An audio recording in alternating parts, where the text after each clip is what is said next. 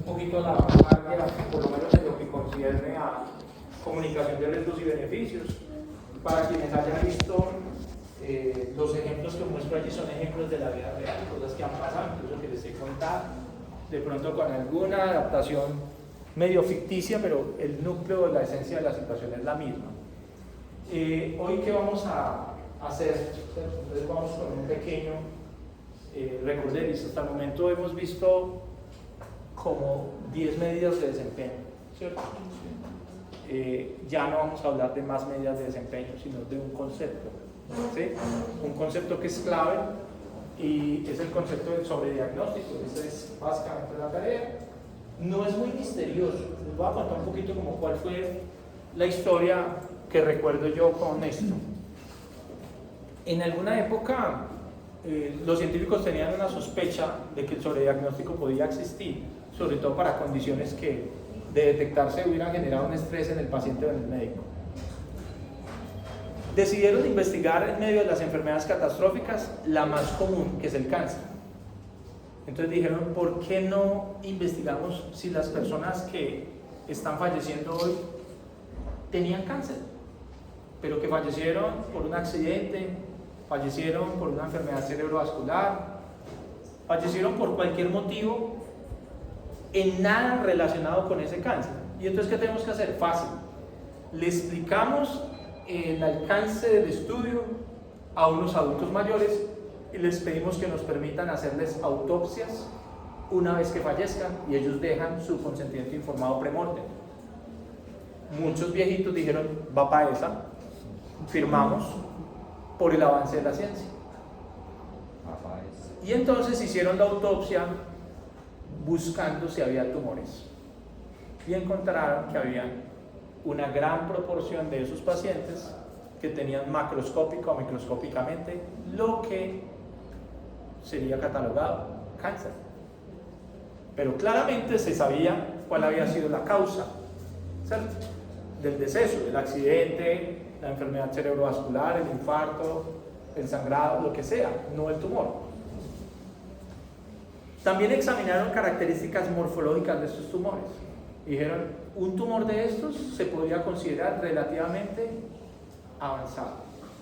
Pero claramente, al revisar el historial del paciente, el paciente no estaba contando fiebres, pérdida de peso, anemias, ningún síntoma asociado con cáncer lo estaban reportando sus pacientes, ningún signo de peligro. Síntomas por focalización de dónde estaba el tumor tampoco.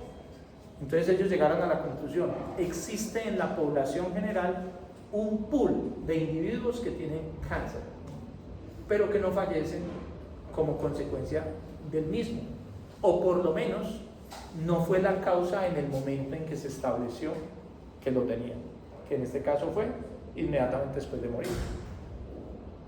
Entonces empiezan todas las especulaciones. ¿Hace cuánto estos pacientes tenían cáncer? Primera pregunta. Segunda pregunta, ¿qué hubiera pasado si les hubieran detectado estos cánceres? ¿Sí? ¿Qué hubiera sucedido como consecuencia de los tratamientos para estos cánceres una vez detectados? Esas eran preguntas muy delicadas, ¿cierto? ¿Hubiera sido beneficioso haberlos tratado si a la larga iban a morir de otra cosa? ¿Sí?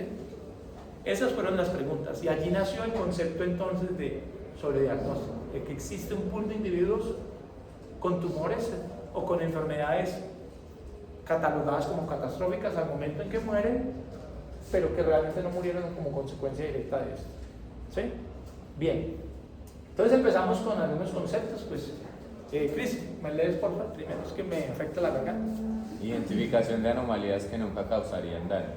Anomalías que no progresan, que progresan demasiado lentamente para causar síntomas o daño durante el resto de la vida de una persona o que se resuelven espontáneamente.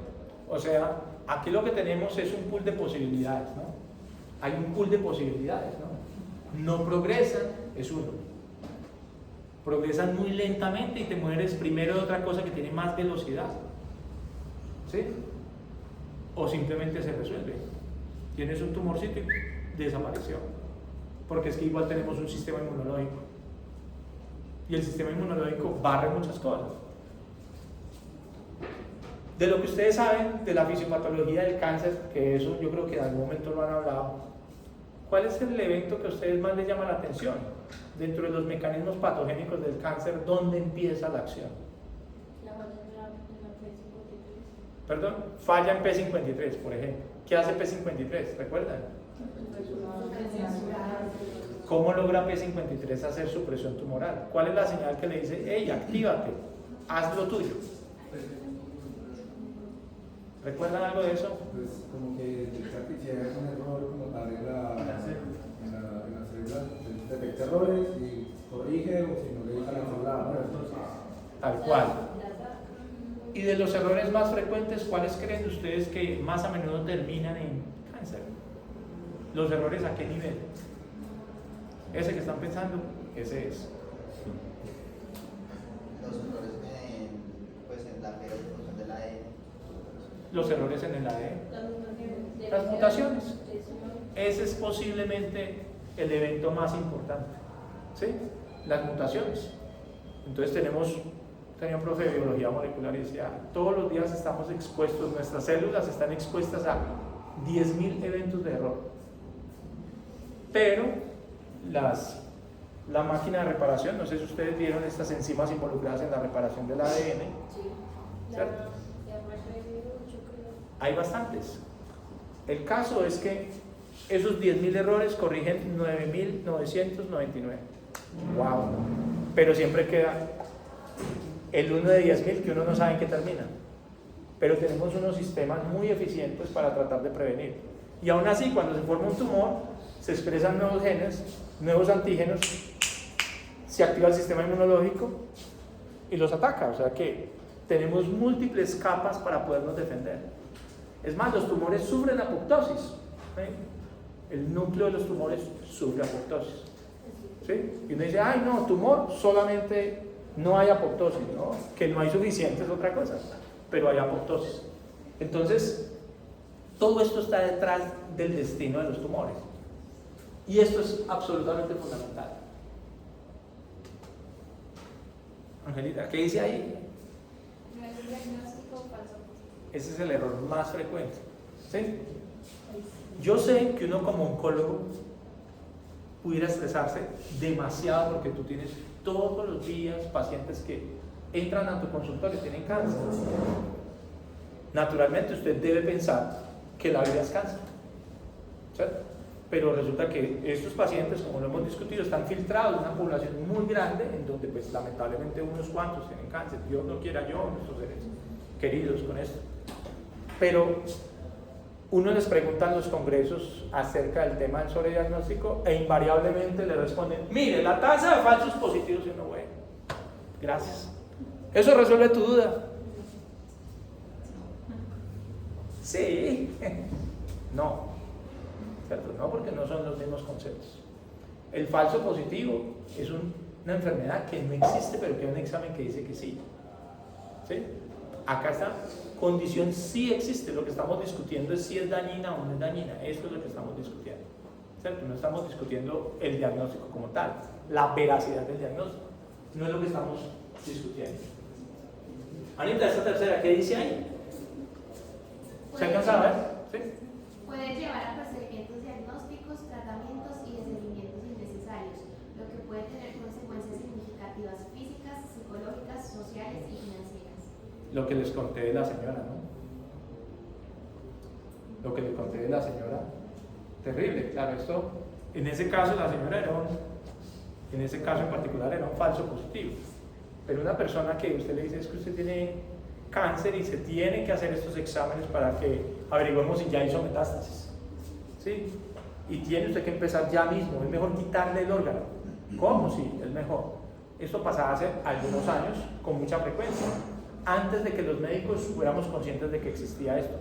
Antes simplemente, tumor, ampute, quítelo, sin mediar consecuencias. Por ejemplo, para una mujer perder un seno podría ser muy significativo. Para uno no, pues no es el de uno. ¿Sí? No, listo, extirpe. ¿Cuántas mamas extirpadas sin necesidad? si hay una proporción de ellas que son sobre diagnóstico. Eso es lo que hay que pensar, ¿cierto? Y entonces acá hay un poquito, este diagramita lo obtuve, pues hay un artículo muy bonito de Nature, pero no les quise compartir ese artículo por lo extenso, pero ahí está la referencia, ¿sí? Y entonces ahí está dos ejes, ¿no? Entonces está, este eje es el eje del tiempo, ¿no? Arbitrariamente, las líneas son todas arbitrarias, ¿no? Las verticales son arbitrarias, las puso Pinto ahí como para que se ubiquen un poco. ¿Y qué hay acá? Está la progresión de una célula. Recuerden que por ejemplo, en el caso del cáncer empiezan siendo clonales, ¿no? Una sola célula, ¿cierto? Una. Y entonces esa célula empieza a multiplicarse por mitosis y va creciendo. Entonces al principio es muy chiquitito. Después ya no está tan chiquitica. Después puede estar lo suficientemente grande para que el ojo humano no la vea, pero una técnica o una tecnología diagnóstica sí la vea, ¿cierto? Entonces no, yo a usted no le siento, pero acá tiene el examen que dice que sí tiene, ¿cierto? Entonces, ¿qué quiere decir? Que la sensibilidad del ojo humano es menor que la sensibilidad de una tecnología, en este caso en particular. Porque si fuera mejor la sensibilidad del ojo humano, pues no te harías mamografías, por ejemplo. No, pues espera a que el dedo la detecte, que el dedo es muy bueno. No, no es verdad. El dedo no es tan bueno. Necesitas una tecnología que vea un poquito más allá de lo que puede ver el dedo. Entonces lo primero que se vuelve es detectable por... ¿Cuál es el concepto de tamizaje? Lo hemos discutido muchas veces, pero ¿recuerdas un poco qué era tamizaje? ¿Alguien recuerda?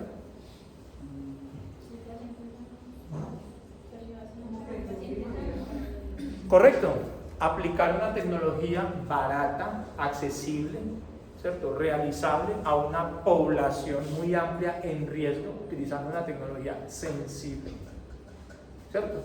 Con el propósito de detectar una enfermedad antes de que ocasione síntomas, ¿sí? Eso es tamizaje. Entonces, ¿qué puede pasar? Que una lesión que mis dedos no vean, ¿la puede ver quién?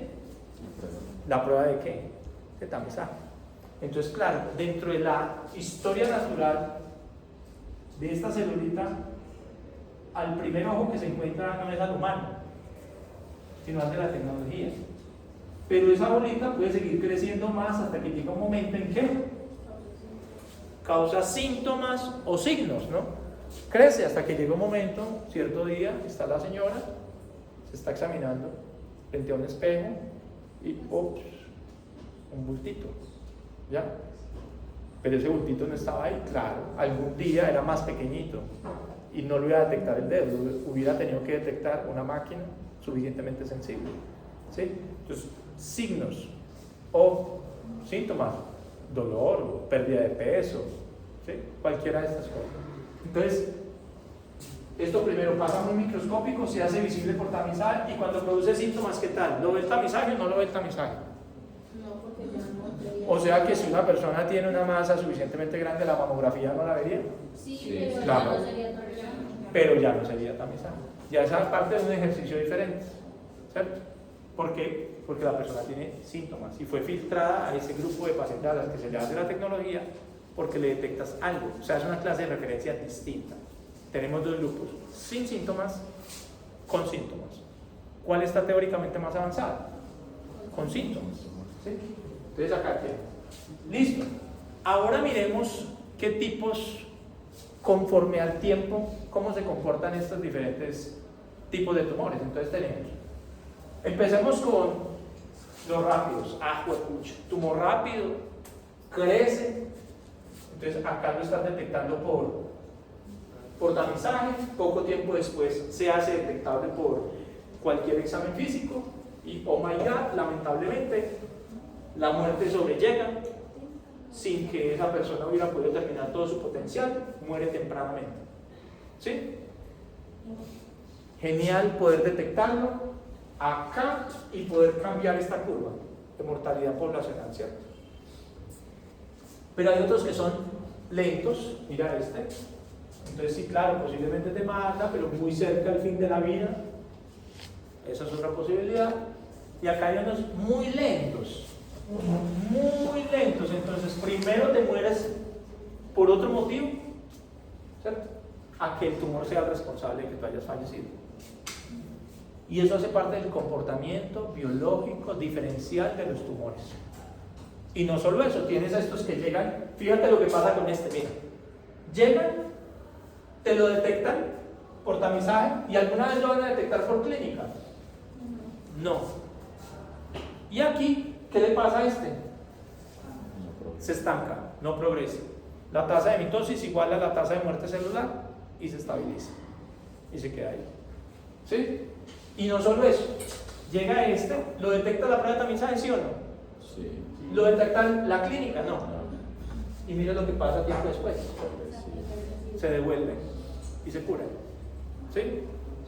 Pero entonces, cuando tú haces la prueba de tamizaje, no sabes si estás detectando este, en esta línea y en este punto de tiempo, tú no sabes si estás detectando este, si estás detectando este, si estás detectando este, o este otro. No lo sabes. Gran parte de la investigación en cáncer hoy en día, también para otras enfermedades, se centra en averiguar el pronóstico. Todo esto de la biología molecular, pues siempre nos promete y generalmente cumple, después de un tiempo, cuáles serían esos marcadores, ¿no? Es decir, mire, este fenotipo va a crecer lento, este va a crecer muy lento, este va a crecer rápido. Ya hay marcadores, algunos. Lo que pasa es que estamos muy lejos de lo ideal. Estamos muy lejos. Y en este momento, si yo le detecto a una paciente una masa por tamizaje, yo no sé qué pronóstico tiene ella. O sea, yo no sé a cuál de esos 5 tipos pertenece. Rápido, lento, muy lento, no progresivo, regresivo. No lo sé. No lo sé. No tengo una bola de cristal que me diga qué va a pasar.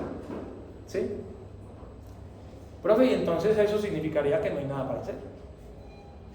Pues, según lo que usted me está diciendo, es como igual, se detecta y no hay nada para hacer. Porque igual el clínico está detectando y al no saber cuál de estos es, ¿qué decisión cree que toma? La que a su juicio, de acuerdo con su ponderación, es la más razonable. Y entonces aparecen algunas máximas que en medicina son muy peligrosas. Mejor pecar por exceso que por defecto. Mejor que zozobre y no que fafafalte. Y así se van metiendo un montón de bobadas que no tienen evidencia científica. Así tal cual con eso arranca. No, es que tiene 2 bacteriecitas, ¿qué tal que si tenga infección? Póngala. ¿Sí? Pero es que no está muy claro acá si esto es o no es en esta gamografía, ventilación, perfusión. No importa, pongámosle el anticoagulante y ahí vemos. Puro, hemorragia masiva y murió. ¿Sí? Le detectan algo a este paciente y resulta que a la larga no era nada, le hacen un montón de procedimientos y no lo mata el cáncer, lo matan los procedimientos. Yo sí vi en un video que usted envió, que inclusive, bueno, no me acuerdo el número, pero de 1000, digamos que 300 falsos positivos.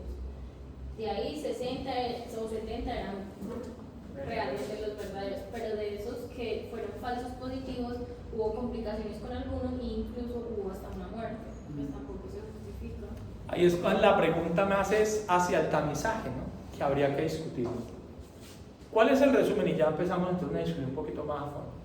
Las pruebas diagnósticas, esto ya es el resumen de todo lo que hemos visto de Centaín. Las pruebas diagnósticas son ayudas, pero no son infalibles. Cuidado, no hay nada más peligroso que una prueba mal indicada. ¿Sí? Yo ya les he contado mucho lo que pasaba la otra vez con los niños que iban a entrar al jardín, exámenes para todos. Y nosotros pagábamos una plata por los exámenes, digamos, de un mes. Y era justo el mes en donde los niños entraban a la guardería. Y terminando mes, brote de dengue. Necesitamos tener hemogramas para poder evaluar leucocitos, plaquetas y hemoconcentración y no teníamos plata. Y los niños, cada uno en su carpetica para el jardín, con un hemograma. Normal. ¿Sí?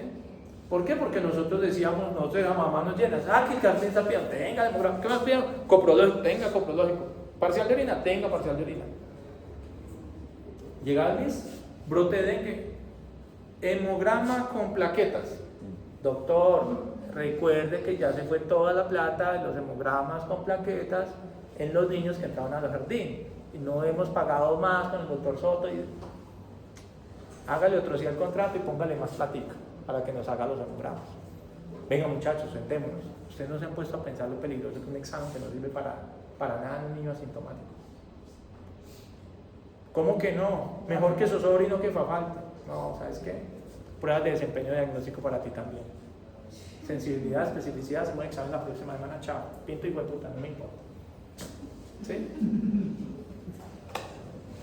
Las pruebas, su desempeño se puede escribir a través de diferentes métricas. Ya hemos visto algunas, ¿no? Las más importantes. Yo les decía, las que más se utilizan, sensibilidad, especificidad. Los valores predictivos, sobre todo el positivo, y los LRs. Las otras, échenlas a la basura si quieren, pero estas no las olviden. ¿Sí? Es el lenguaje de la medicina diagnóstica. Pruebas sensibles detectan acertadamente enfermos. Pruebas específicas descartan la enfermedad en sano. Dependen del estado real del paciente. Todas estas dependen del estado real del paciente. Ese es el denominador de ellas. ¿Sí?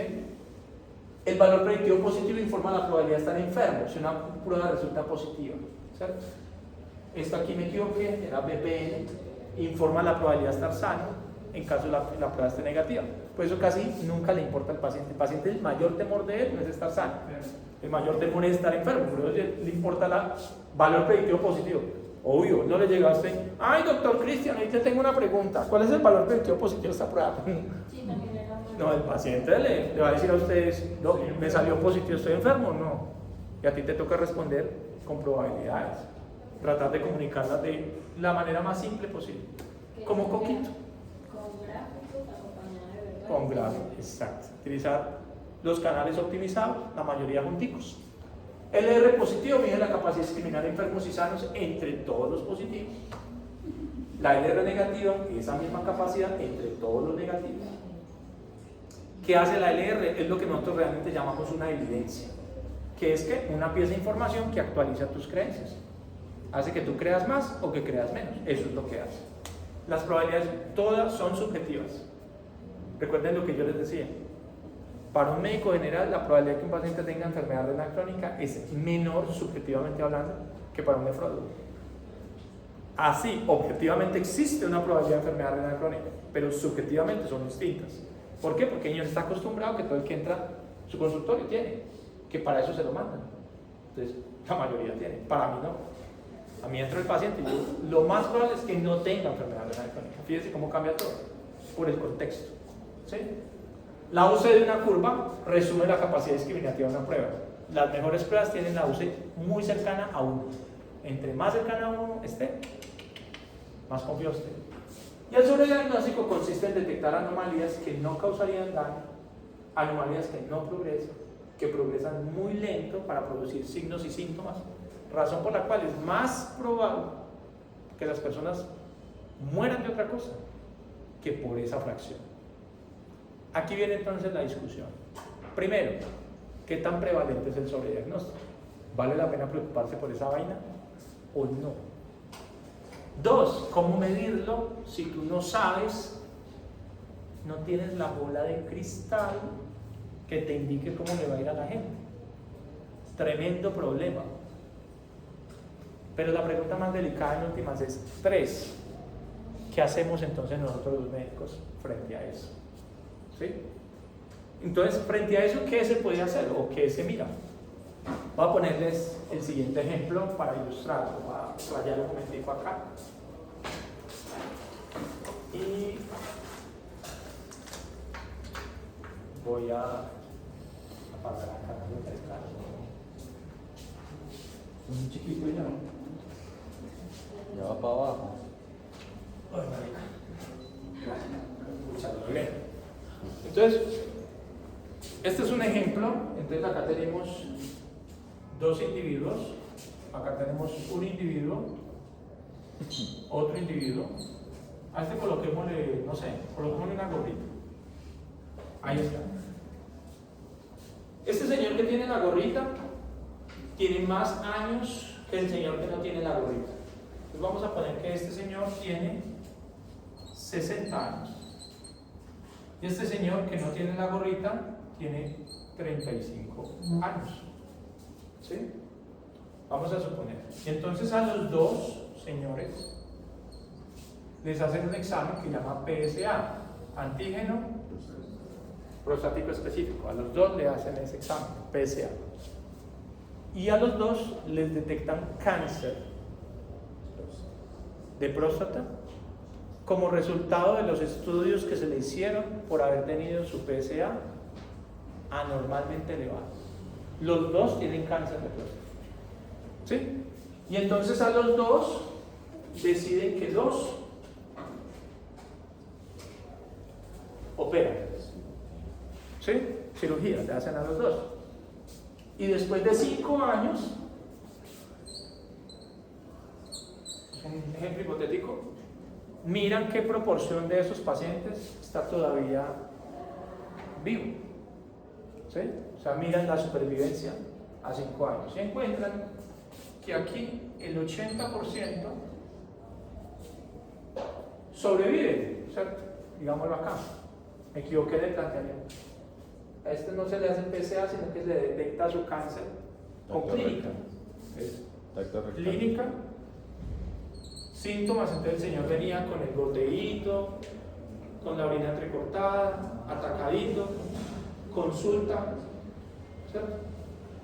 Y le hacen estudios, cáncer, también va a cirugía. La misma cirugía que le ofrecieron a la anterior de allá.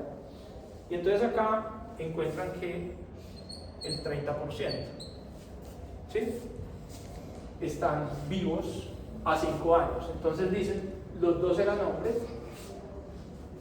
los dos tuvieron cirugía, a los dos se les está evaluando el mismo desenlace en el mismo marco de tiempo, y entonces dice, el único factor distinto para los dos es la prueba. Y entonces dicen que la probabilidad de la supervivencia a 5 años la está determinando la prueba, porque fue lo único diferente, pero ustedes ven claramente que no fue lo único diferente. ¿Qué otra cosa? Evidentemente, la edad. ¿Cierto? Evidentemente había otra diferencia. La otra diferencia era la edad. Claro. ¿Cómo podemos nosotros estar seguros que no fue la edad? ¿Cierto? Entonces uno dice, ¿quién tiene un sistema inmunológico más competente? ¿Sí? ¿Quién tiene menos enfermedades o comorbilidades? Lo que ustedes estaban diciendo. Un pollito de 35 años, la mayoría están muy sanos. ¿Aquí quién tiene 35? No, otra persona. Yo sé que tú tienes 29, no hay otra. No, pero sigue siendo muy pollito. Sigue siendo. Entonces, este es un sesgo muy importante. ¿Por qué? Porque acá hay una confusión. No se sabe si es la edad la que está influyendo. ¿Qué hicimos con el diagnóstico? ¿Cuál es la diferencia? Los dos tenían cáncer, ¿cierto? Pero ¿a quién se le adelantó el diagnóstico? ¿Al de arriba o al de abajo? Al de arriba se le adelantó el diagnóstico. Naturalmente, si usted adelanta el diagnóstico, que es otra cosa, porque estamos haciendo tamizaje, en este caso en particular es tamizaje. A este señor no, porque este señor no es tamizaje, tiene clínica. El único que es tamizaje es el de arriba. A los dos había que aplicarles posiblemente PSA, pero a este se le está haciendo un ejercicio de tamizaje y a este se le está haciendo un ejercicio de diagnóstico clínico. ¿Sí? Entonces, aquí el tamizaje lo único que hizo fue adelantar el diagnóstico. Lo adelantó.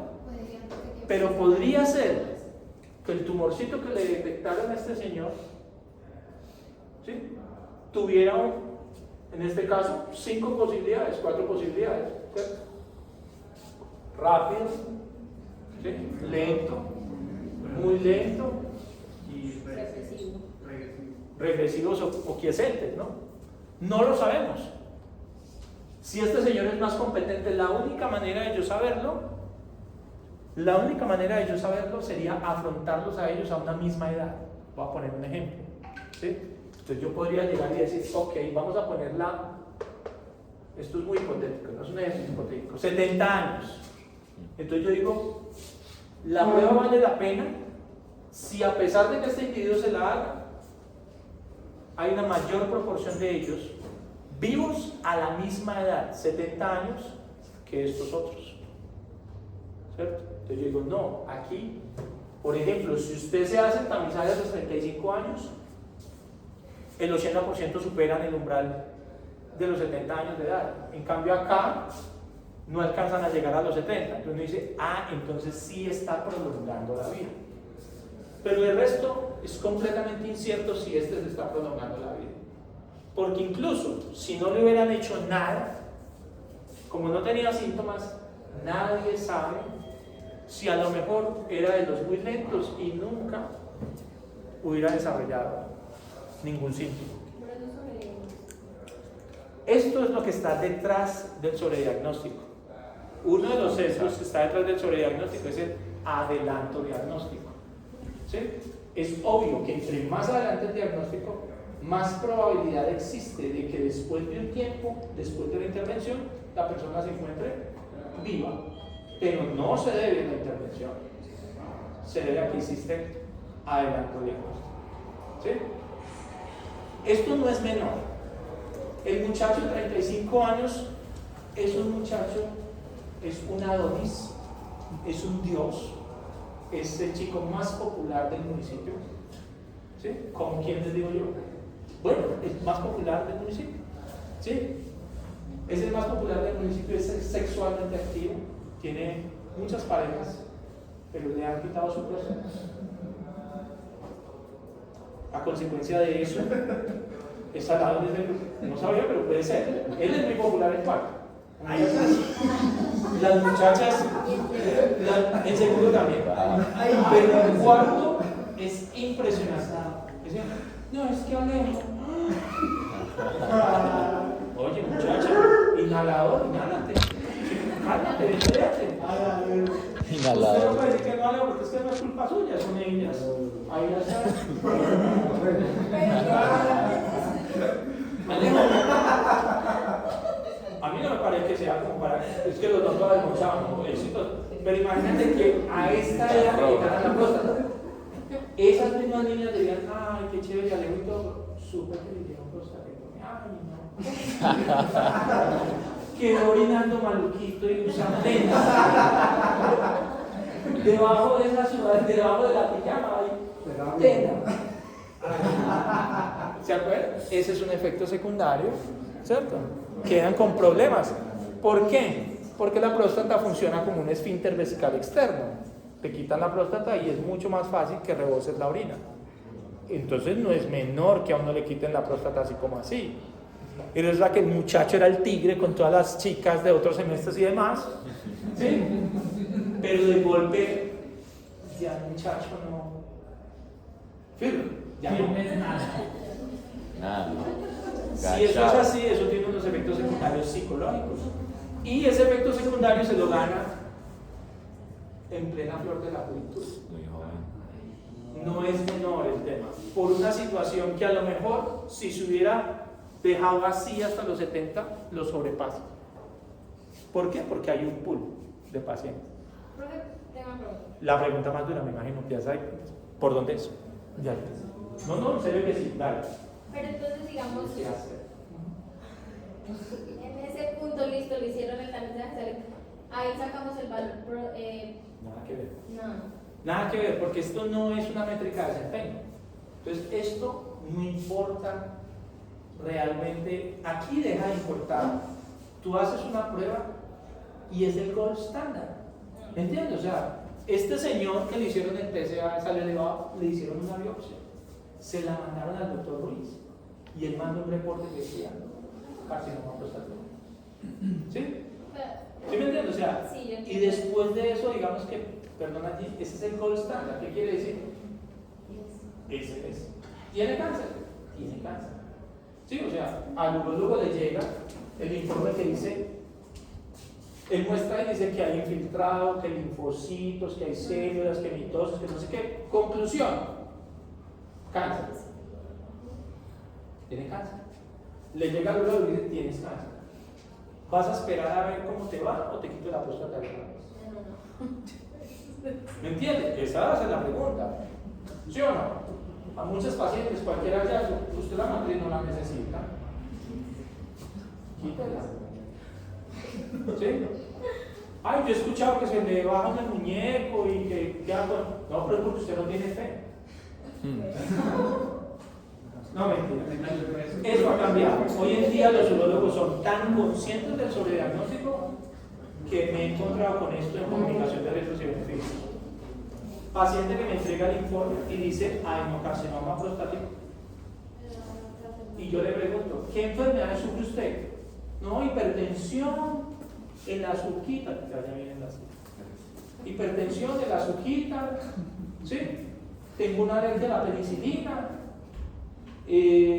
No, eso es lo único que yo tengo. Ah, y la próstata inflamada. Ah, la próstata inflamada. ¿Tienes el reporte del doctor? Claro, aquí está tomando con todo. Informe del urólogo, informe de biopsia, patología, adenocarcinoma prostático. ¿Qué se puede hacer? ¿Usted no sabía que tiene cáncer? Suele pasar. Suele pasar. A usted no le han dicho la verdad. Al otro día la persona salen de ahorcado después de noticia médica. ¿Sí? O hay otros que son más sutiles. Dicen, o sea, tú tienes adenocarcinoma prostático. Muchas veces los familiares sí le dicen, no, es que él no sabe. Nosotros sí sabemos. ¿Sí? Claro, hay muchas cosas éticas allí, pero no. Llega y dice, ¿qué le dijeron? Que tenía inflamación. ¿Y qué le dijeron que hay que hacer? Que esté continuamente monitorizando. Aló, ¿cómo se llama mi profe? No me acuerdo cómo se llama mi profe. Carenario le decíamos en la U. Yo, Carenario, tú lo conoces. Silva. Yo, Silva, ¿qué más, profe? ¿Cómo va? Pintico. Es que estoy leyendo un reporte, pues obviamente fuera de la consulta, ¿no? Estoy leyendo un reporte. Me dice el paciente que prostatitis, que está inflamada la próstata, pero tengo una biopsia acá, un reporte patológico que tenga adenocarcinoma. Respuesta del urólogo. ¿Usted cree que ese paciente, después de que yo le diga que tiene cáncer y que no lo he operado, vuelve a dormir? Listo, doctor, no tiene capacidades, pero tampoco se va a poner a embolatarse. Dice, no, pues después aprendo comunicación de riesgo, pero por ahora tengo que la tiene inflamada. Y que se haga un seguimiento continuo, pero yo como médico sí sé que es lo que tiene. Ahí viene la discusión ética, eso no me corresponde a mí, discútanlo con sus propios. La verdad, la no verdad, lo correcto, lo no correcto, eso es otro tema. Pero yo entiendo lo que el doctor hizo, o hace cualquiera. No estoy poniendo, sí, para un ejemplo, no fue. Ya voy a decir. No, pero no, no. El doctor me quiere dejar el alma, otro dato. No, usted ya sabe. Me quedan dudas, por ejemplo, este paciente, Él ya sabe. si yo lo dejo, ¿qué tanto tiene la posibilidad de hacer una metástasis? Ahí va la cosa. Recuerda que, de acuerdo con la imagen que les mostré, no sabemos eso. Pero entonces viene la pregunta, ¿cómo hago yo para saber?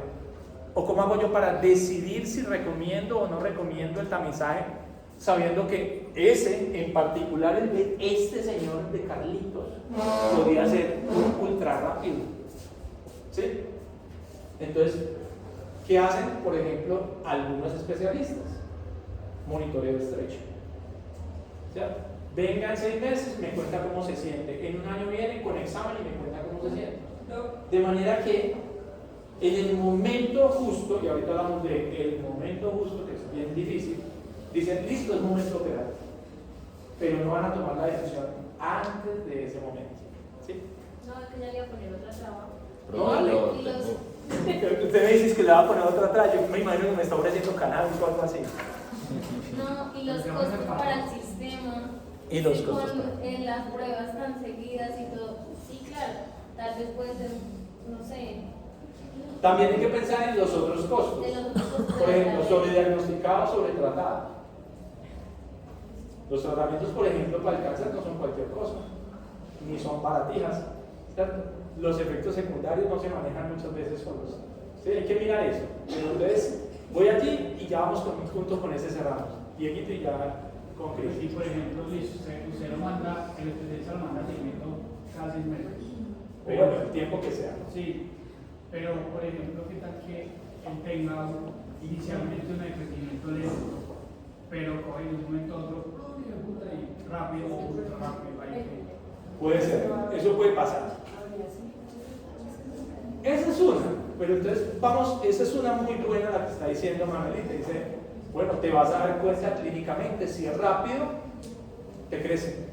Y se hace evidente clínicamente pronto. Ahorita hablamos de por qué ese dato es importante y con eso cerramos. Cris. Profe, pues es que yo tengo una duda sobre eso y es si se puede clasificar el tamizaje como algo bueno o algo malo, pero dando, digamos, un diagnóstico. Digamos, el paciente tiene cáncer, ¿cierto? Ajá.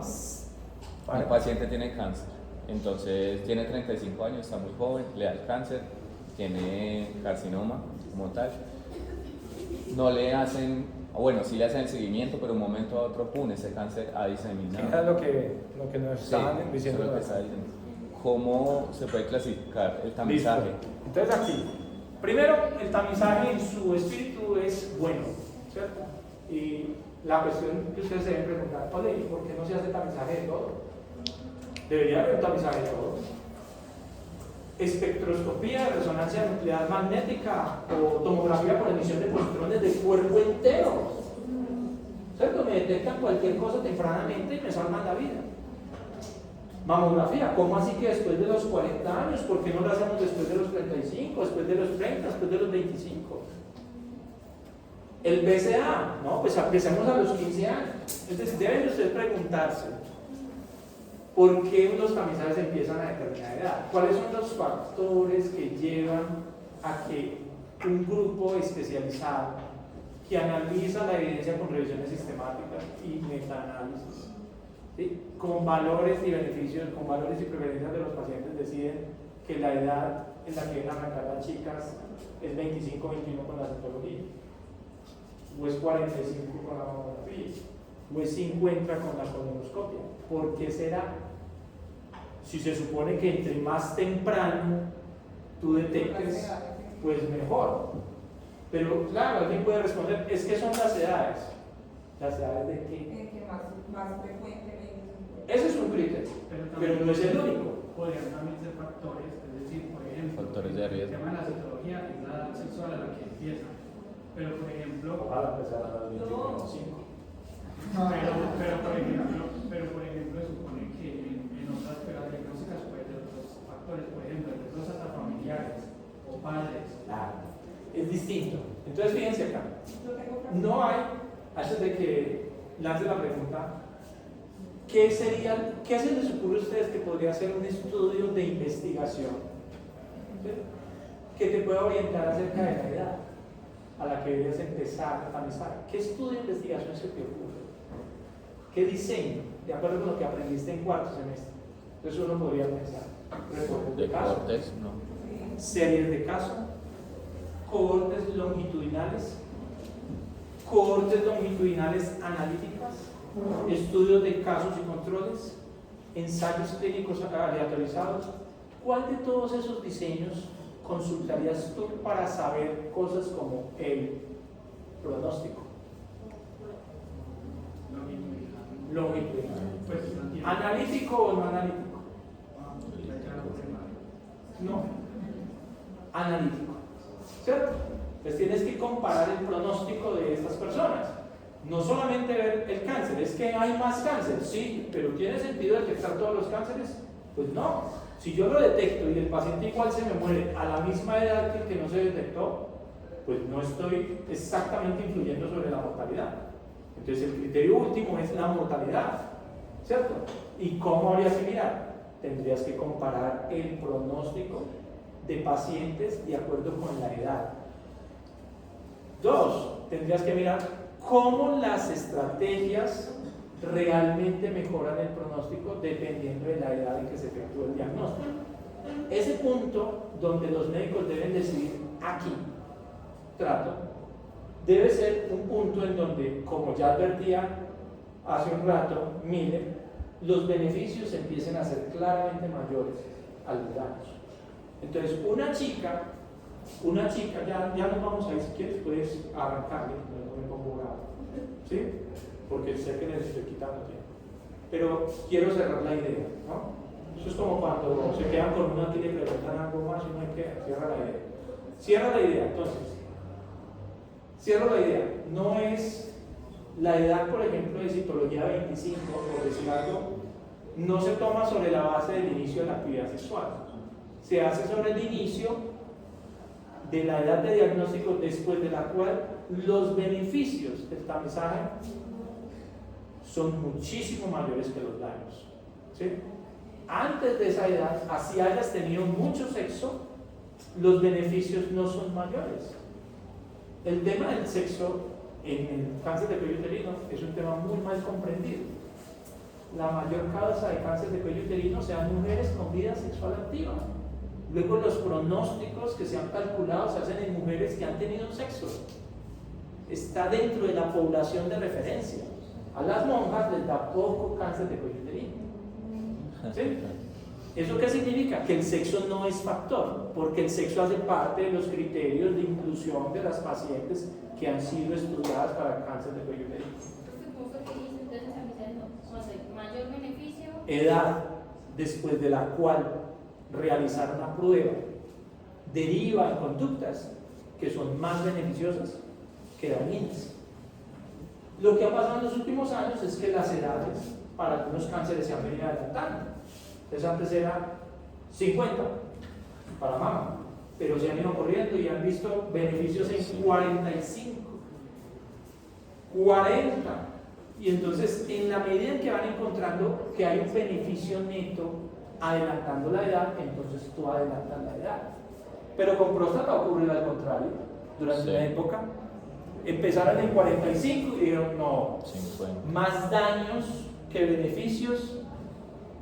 De 40 a 45 volvieron a evaluar, no, de 45 a 50 más daños que beneficios, y ya vamos en 50, 55. Es decir, ¿cómo se mueven de edad? Dependiendo del pronóstico que se ha revelado en estudios observacionales. Es la única manera, hacerlo de forma poblacional.